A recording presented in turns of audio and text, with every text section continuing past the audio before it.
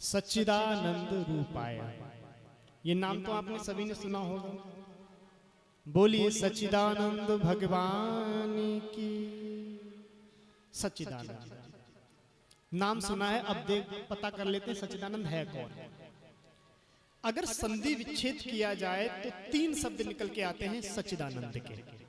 पहला सत, दूसरा चिद और तीसरा आनंद।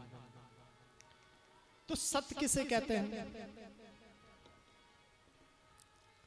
सत कहते हैं सत्य को, जो त्रिकाल बाधिक सत्य है, जिसका कभी नाश नहीं होता, वो सत्य।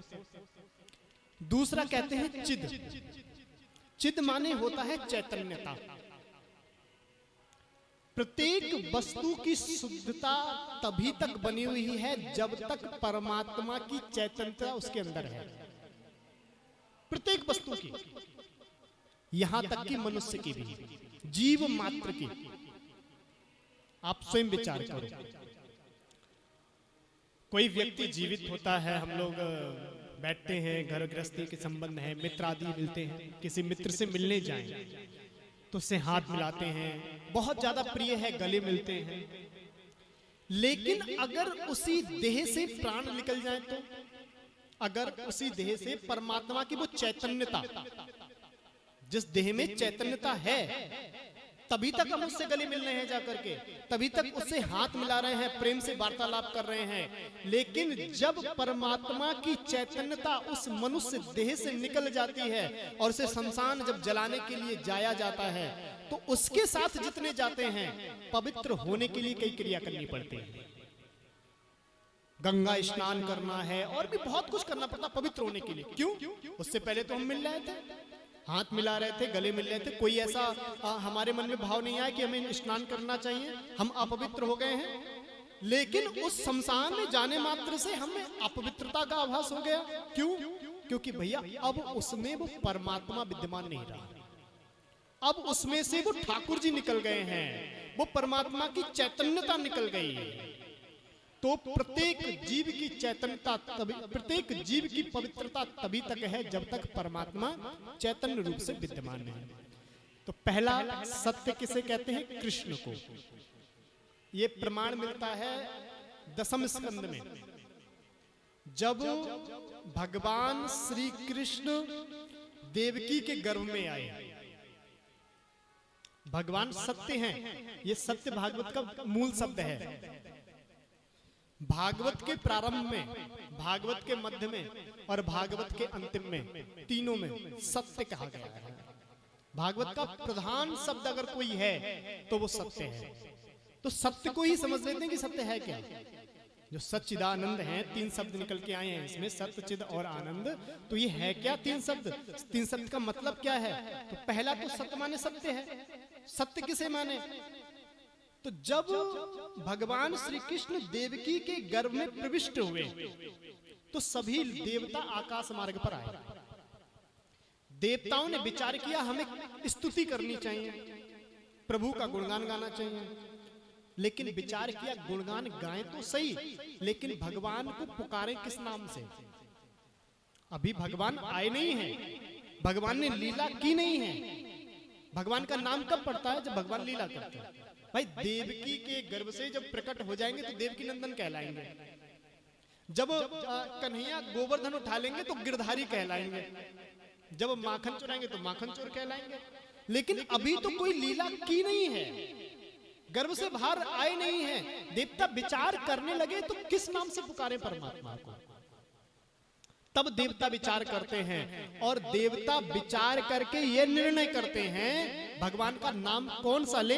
तो देवता कहते हैं सत्याव्रतम सत्य परम त्रिसत्यम सत्यस्य योनिं निहितं च सत्ये सत्यस्य सत्यामृत सत्यनेत्रम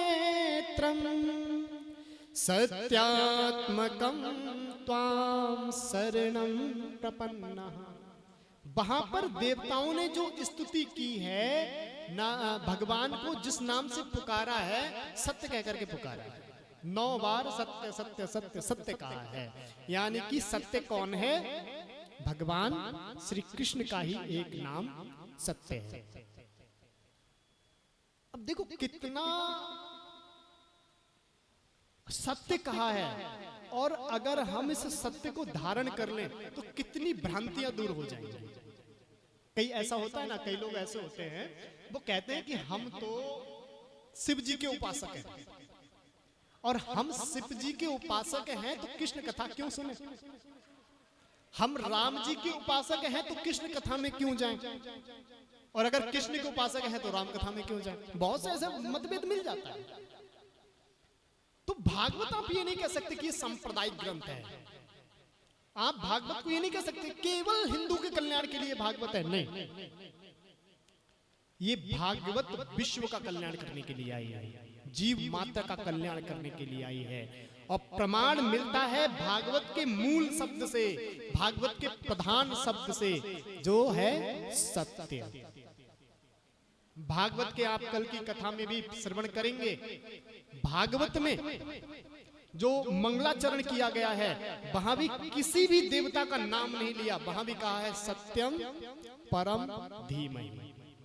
सत्यम परम धीमहि कहा, वहां कृष्णम परम धीमहि नहीं कहा, रामम परम धीमहि नहीं कहा, देवीम परम धीमहि नहीं कहा, वहां का सत्यम परम धीमहि। मैं सत्य स्वरूप परमात्मा को नमस्कार करता हूं। अब सत्य को कौन ठुकरा सकता है? कोई भी मजहब का हो, जो शिव का उपासक है वो भी कहता है सत्यम शिवम सुंदरम, वहां भी सत्य है। जो दुर्गा जी का उपासक है वो भी कहता है बोलो साचे दरबार की, वहां भी साचे दरबार की, सत्य ही है। बुद्धिज्म है वो भी कहता है बुद्धम शरणम गच्छामि, सत्यम शरणम गच्छामि, वहां भी सत्य है। यहां तक कि वाणी का पाठ करने वाले वो भी कहते हैं सत्य श्रिया काल, वहां भी सत्य है। यहां तक कि दूसरे मजहब में कुरान में भी एक आयत है जहां कहा गया है अलाहो बाकी मिनिकुल, वहां भी सत्य ही है। तो ये जो भागवत है ये केवल सांप्रदायिक ग्रंथ नहीं है, ये प्रत्येक जीव मात्र के कल्याण के लिए इस धराधाम पर अवतरित हुई है। जीव मात्र